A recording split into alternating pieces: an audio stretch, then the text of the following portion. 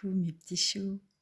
Alors aujourd'hui je vous propose de faire un tirage tout spécialement sur une guidance énergétique en MTC Shuzu, médecine traditionnelle chinoise, et Shuzu, tout ce qui est en rapport avec les polarités yin, donc féminine, et yang, masculine, pour tout ce qui a trait au pilier de l'émotionnel, donc le pilier numéro 3. Pour ce faire, je vais vous demander, comme c'est une guidance intemporelle, cela signifie que lorsque vous regarderez cette guidance, que ce soit aujourd'hui, dans 1 an, 10 ans, peu importe, si vous êtes amené à vous retrouver derrière cette vidéo, c'est que vous êtes prêt à la regarder.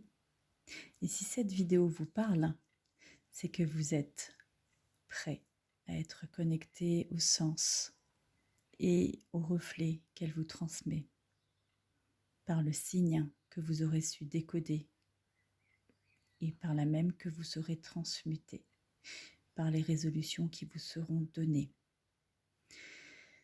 Donc à présent, je vais vous demander, pour suivre ce soin énergétique, pratique que l'on va faire ensemble, de vous relier et de vous laisser guider par le son de ma voix. C'est ce qui va vous permettre de vivre ce soin en résonance au niveau vibratoire. Donc dans un premier temps, vous allez boire un grand verre d'eau, puisque l'eau, c'est vraiment l'énergie par excellence qui va être alimentée dans le corps au niveau de l'émotionnel. Et une fois que vous aurez bu ce grand verre d'eau, ce que je viens de faire avant même de commencer cette vidéo, vous allez appeler l'énergie dans vos mains, l'électricité, la lumière qui va venir dans le corps. Je le refais avec vous. Et vous allez utiliser le support de votre respiration, ce flux, ce va-et-vient, cet inspire, cet expire, pour appeler l'énergie du ciel, les énergies cosmiques de lumière, les énergies yang positives à laquelle vous allez vous relier. Et vous allez baisser vos mains à présent pour les installer dans le corps, dans le physique, dans le soma qui vous contient. Les énergies yin dans la polarité féminine négative qui sont en reliance tout spécifiquement aux émotions. Donc à présent, nous allons utiliser le tarot énergétique, la clé de votre destinée, enfin révélée par le reflet de votre essence aux éditions Etché sur le pilier numéro 4. Et nous allons dérouler le fil sur l'émotionnel. Donc pour ce faire, j'ai déjà mélangé les cartes. On va de nouveau les remélanger ensemble pour énergétiquement impulser la dynamique entre nous.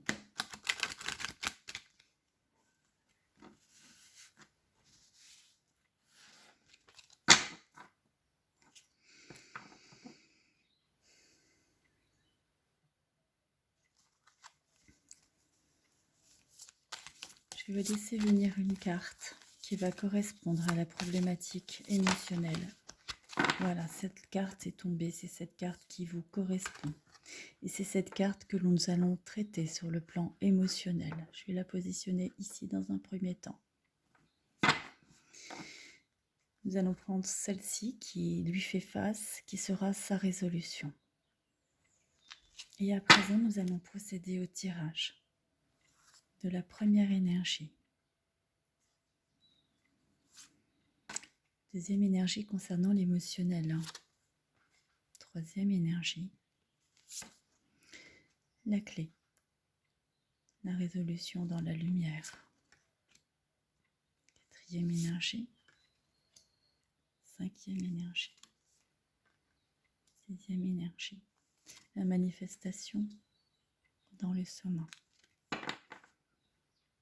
À présent, nous allons prendre connaissance de ce tirage ensemble.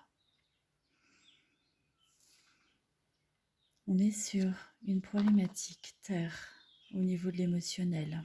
Une problématique qui a pu prendre naissance au niveau de l'incarnation, au niveau de la mère. On l'a vu dans les piliers précédents, dans le tout premier pilier physique. Et donc, le souci émotionnel aujourd'hui est en relation avec ça, avec la mère, dans les premières parties de la vie, avec une problématique d'incarnation, clairement.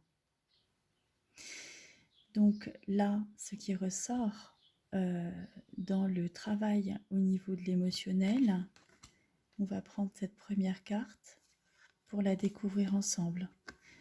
C'est la difficulté à accéder à sa grandeur, à son amour intérieur. L'amour, l'amour de chacun dans sa capacité de donner et de recevoir, c'est une problématique de contact, une problématique pour aller vers l'autre, pour se sentir comblé. L'on se sent comblé lorsque l'on sait véritablement donner. Un donneur est un receveur de bonheur. Et dans cette problématique, la personne ne sait pas donner. Et par le fait, elle n'a pas accès à sa générosité, elle n'a pas accès à sa grandeur d'âme. Et pour le coup, elle a une difficulté à recevoir, à être dans la réception de la lumière, puisqu'il lui manque dans cette problématique le feu. Le feu, c'est la lumière qui brille, la lumière qui irradie, qui est dans le rayonnement tout-puissant de l'âme. Ici, on a cette problématique à résoudre. C'est une problématique de relationnel, une problématique de contact, une problématique pour aller vers l'autre. Ce qui a pu se passer également au niveau émotionnel, c'est une problématique. Alors je parle de problématique parce que c'est de cela qu'il s'agit dans un premier temps et ensuite nous allons être dans la résolution. Donc je prends volontairement ce mot pour vous indiquer sur quel stade d'évolution et à quelle étape nous en sommes. Donc présentement, on est sur une partie de l'adolescence où là, on expérimente pleinement l'énergie de l'adolescence dans son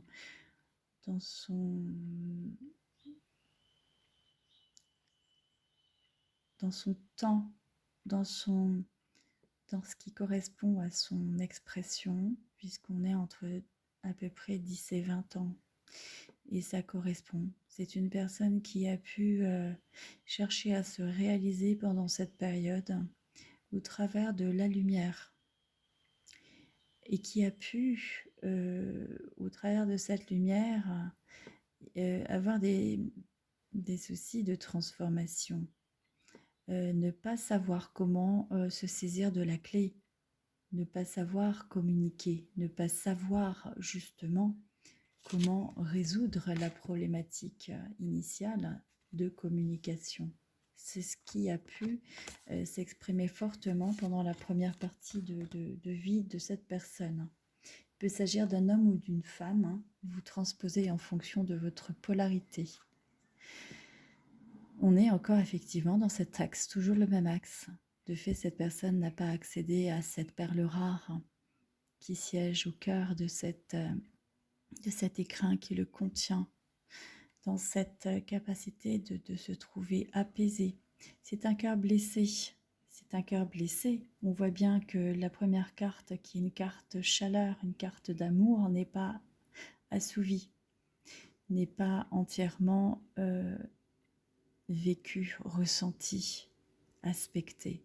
Et pour le fait, il y a un problème de sérénité qui s'installe. L'autre est un défi et représente une épreuve. Ça représente une épreuve que d'aller vers l'autre. Il y a pu avoir émotionnellement un comportement de renfermement, un comportement de protection. L'autre peut représenter un danger. On peut se brûler.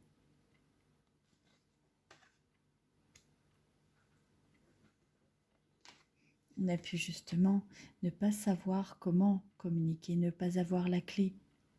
Et le fait de ne pas pouvoir avoir la clé pour communiquer nous empêche d'être dans la relation à l'autre, dans l'altruisme. Et par le fait, on peut être en retrait et ne pas se saisir de la main qui nous est tendue, ne pas oser demander de l'aide, se renfermer sur soi et s'empêcher d'aller vers les autres. Ce qui a pu poser souci, on a encore une troisième carte de communication, c'est très important. On voit vraiment que clairement sur le plan émotionnel, le sentiment qui s'exprime, c'est une incapacité à avoir le courage nécessaire et la volonté d'action pour aller vers l'autre, pour aller dans la communication, de se saisir de cet élan qui peut permettre le mouvement, justement. Il y a quelque chose qui manque à cette personne. Ça peut être une épreuve que d'aller vers l'autre. L'épreuve par rapport à la blessure, par rapport à ce qui pourrait en découler. On peut ressentir que cette épreuve, toujours, est en relation avec la mère. Le fait de se sentir dans quelque chose qui est trop ou quelque chose qui n'est pas assez. Le fait d'avoir trop été couvé, le fait avoir eu trop d'amour, le trop est l'ennemi du bien et le peu également. Quelqu'un qui ne s'est pas senti aimé ou quelqu'un qui s'est senti trop aimé, c'est quelqu'un qui va être déséquilibré. On est sur la féminité, le féminin sacré, quelqu'un qui a pu ne pas accéder à sa beauté, à la beauté cachée de ce joyau, de cet écrin qui le contient, et pour le fait, qui peut essayer justement de se cacher parce qu'il ne se sent pas à la hauteur. Il ne se sent pas aimable, ou au contraire, il est trop aimé et il va se jouer de son apparence pour essayer de capter l'autre, sans pour autant en avoir conscience.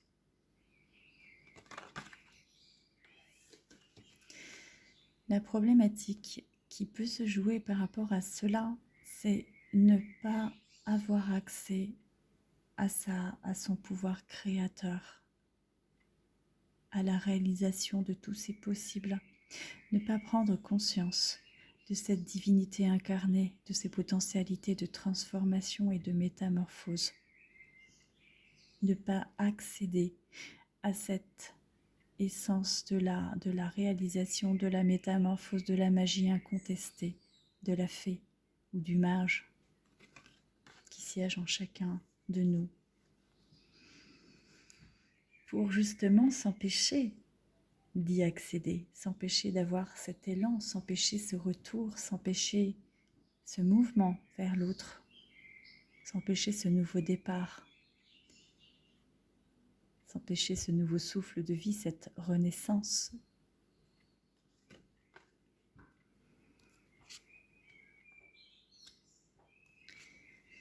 À présent, nous allons voir les leviers qui,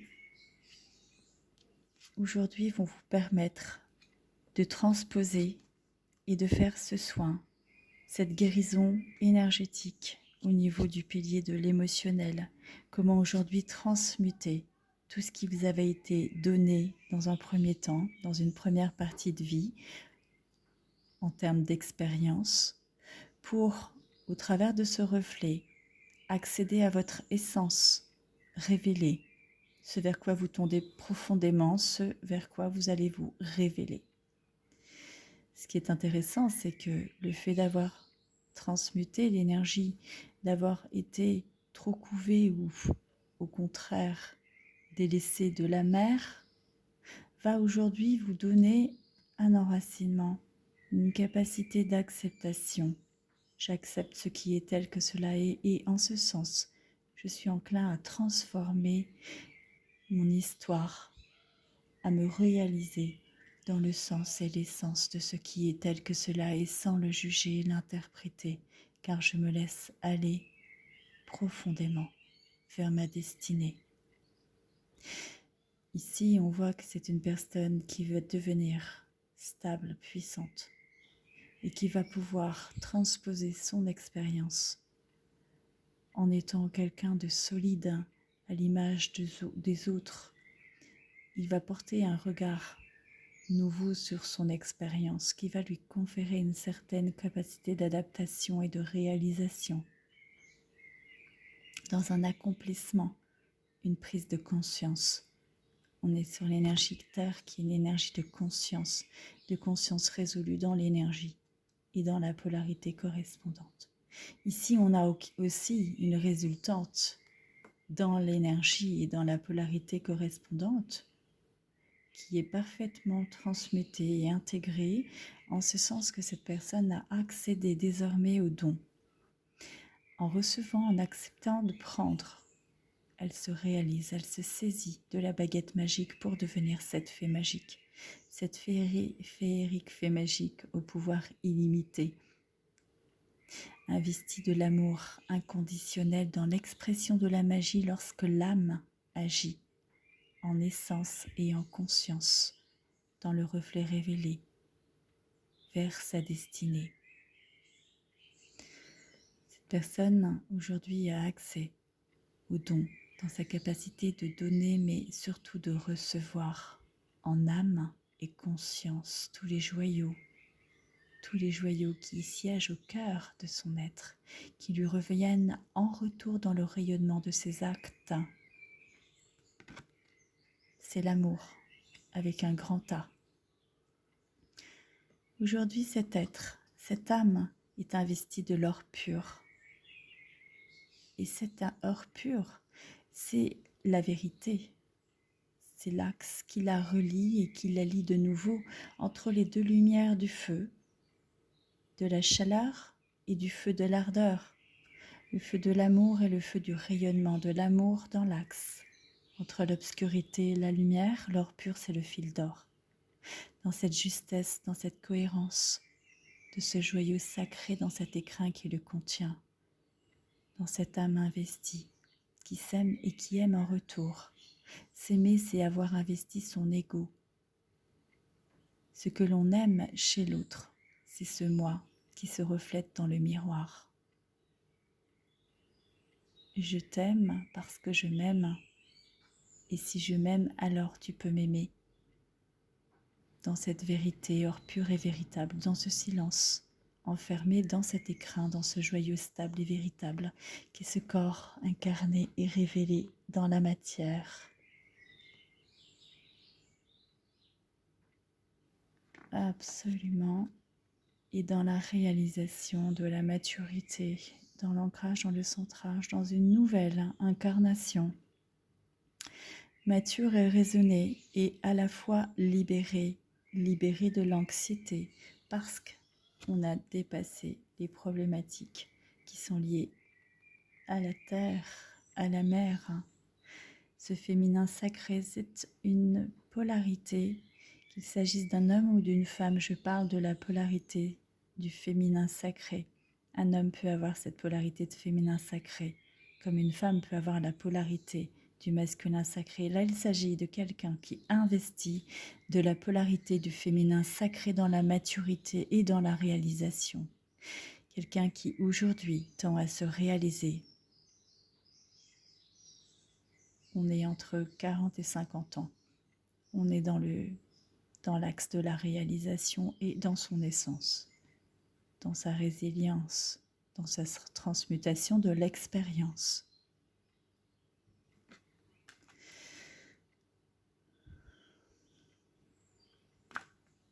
Absolument, le guide spirituel investit cet être dans son incarnation, dans sa noblesse, qui devient à présent lui-même un guide.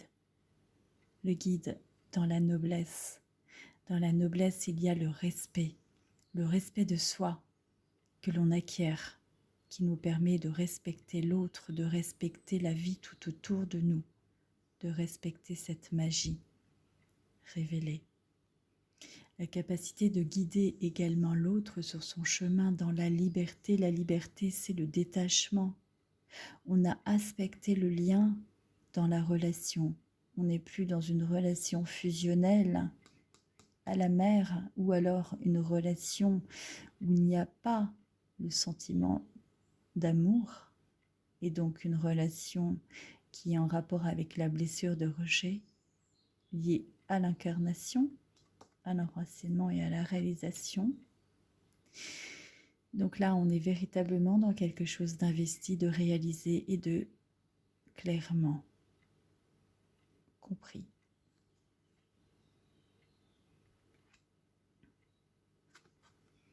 Pour accéder à l'innocence. L'innocence, c'est la naissance de l'enfant dans sa candeur.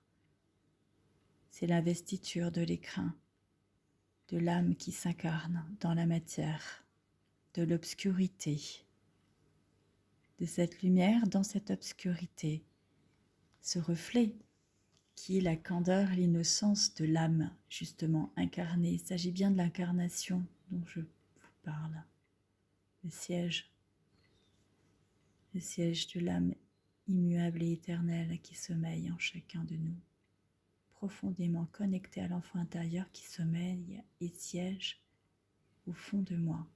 J'ai su garder ma fraîcheur et ma spontanéité, ma joie et ma bonne humeur se communiquent à tous, absolument.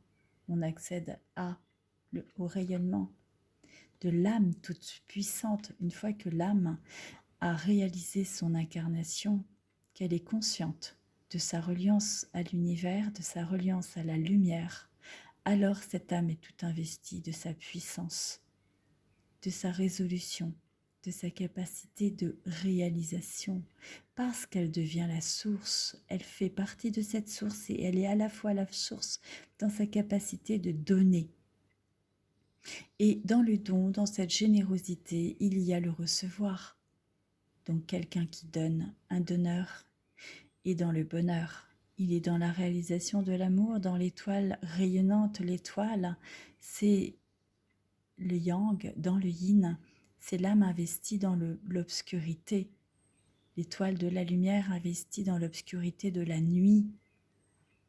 Dans l'exemple d'harmonie, c'est l'investiture du Tao, de la polarité yin et yang, du masculin sacré, du féminin sacré. C'est la reliance entre l'âme de lumière et l'étoile. C'est le rayonnement, l'étoile.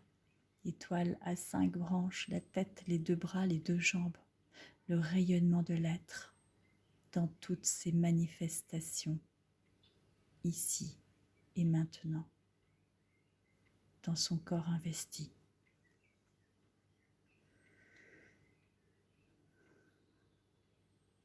À présent, nous allons découvrir ensemble quelle est la résolution au niveau de l'émotionnel pour cette âme. La joie. La joie est la clé de l'énergie feu. C'est l'émotion par excellence qui permet de transmuter la joie et l'émotion du feu sacré. L'émotion qui est en rapport avec la lumière. La personne est de nouveau investie par cette lumière. La joie, c'est l'amour, l'énergie de l'amour. L'énergie de l'amour manifestée dans le rayonnement de la lumière intérieure, l'amour de soi, l'amour réinvesti dans la félicité, dans l'épanouissement, dans quelqu'un qui rayonne cette joie, qui rayonne cet amour de lui-même, dans son ego juste équilibré avec lui-même, dans son sourire, dans sa capacité d'aller vers l'autre, dans sa résolution du lien, de « je suis » et je me reconnais en toi, je peux aller de nouveau vers toi, dans cette résolution de communication et dans cet amour véritable, amour véritable.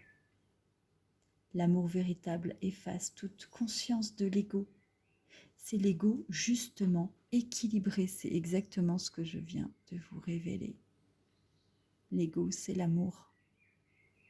Je ne peux être en amour vis-à-vis de l'autre parce que je suis en amour vis-à-vis de moi. Je reconnais cette lumière en moi, je reconnais cette âme, je m'aime, donc je suis. Et c'est parce que je suis et que je m'aime que je te reconnais et que je reconnais en ta lumière, dans ce miroir parfait qui m'est donné de te voir et de te reconnaître, que je suis dans cette vibration, dans cette fréquence dans cette reliance, dans cette alliance, dans cette communion, parce que je suis amour, amour révélé.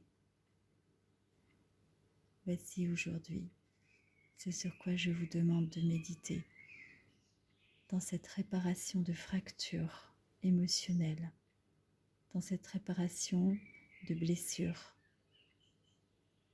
dans cette réparation de blessures de rejet, de manque de confiance en soi, de difficulté à être, de difficulté à exister, de transposition dans l'avoir et dans le faire plus que dans l'être, de transposition dans la matière plus que dans l'être. Je suis, tout simplement. À présent, je vais vous demander de vous préparer lentement, dans quelques instants, à revenir ici et maintenant, en effectuant 3 respirations complètes au niveau des 3 étages respiratoires, de vous étirer si vous le souhaitez, de mettre vos segments corporels des bras, des jambes, de la tête et du cou dans l'expansion, dans le mouvement pour réinitier cette énergie dans votre corps au travers de votre esprit. Et d'à nouveau, inspirez profondément pour vous ancrer dans la matière, en conscience, et de rouvrir vos yeux lentement, à votre rythme, de vous mettre à l'écoute de l'énergie de la nature, de ces petits oiseaux, de ces chants.